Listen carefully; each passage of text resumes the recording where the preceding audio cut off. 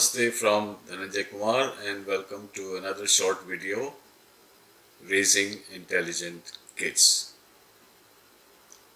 In a recent class, some of the kids were asking me this question, that why does wood start burning and producing fire, but a metal rod does not produce fire, but it gets hot and melts? Very interesting, very simple question. So what I was trying to explain to them, that actually the whole topic started from emptiness of space. Is the space empty? So I said, okay, I will explain that later, but let me explain why wood burns and metal melts. So the wood branch, if you take this piece of wood branch and burn fire on this side, lighter, you are holding on this side of the stick. Something like this. Suppose this is wood stick. So here you are lighting fire and here you are holding it. After a few minutes, this part will start burning. But this side of the stick does not get hot. It gets hot only when it's close, burning fire is close to your finger, you will feel the heat.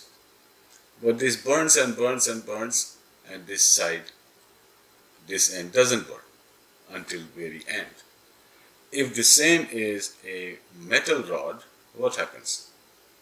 You put fire on under this tip and keep the fire on. Slowly, this part will getting hot and hotter and hotter, and your hand will start burning, but the metal rod is not burning. If you keep the heat on, metal will start maybe getting amber or red, and it will start melting and falling. So, very simple explanation for children is that the atoms in the wood have a little gaps. There is empty space in between. Whereas the atoms in the metal rod are compact, tightly packed.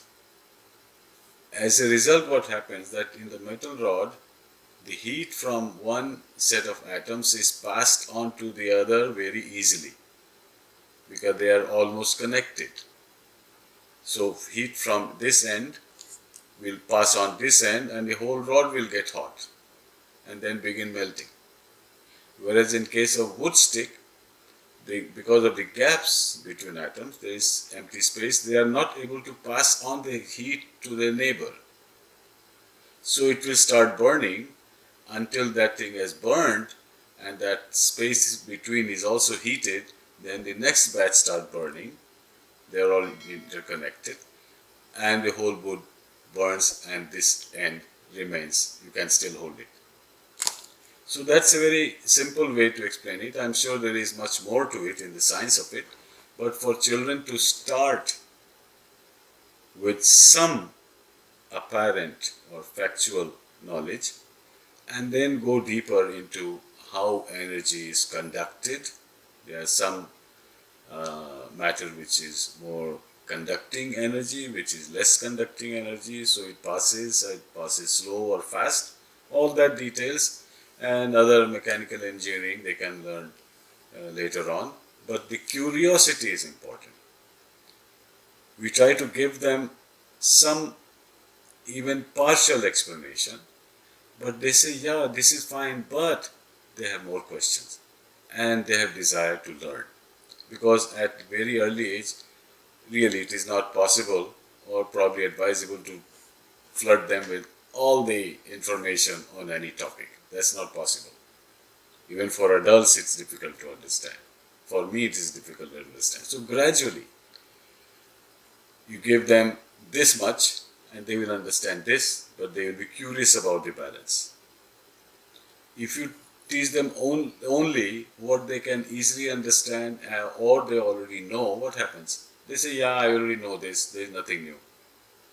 So always teach them a little beyond what they know. So they understand some of it and some of it they are curious to learn. That curiosity will take them far. And that's what we need to cultivate, encourage, and support children, becoming more curious to learn. That is the secret. Thank you for listening, and see you again soon.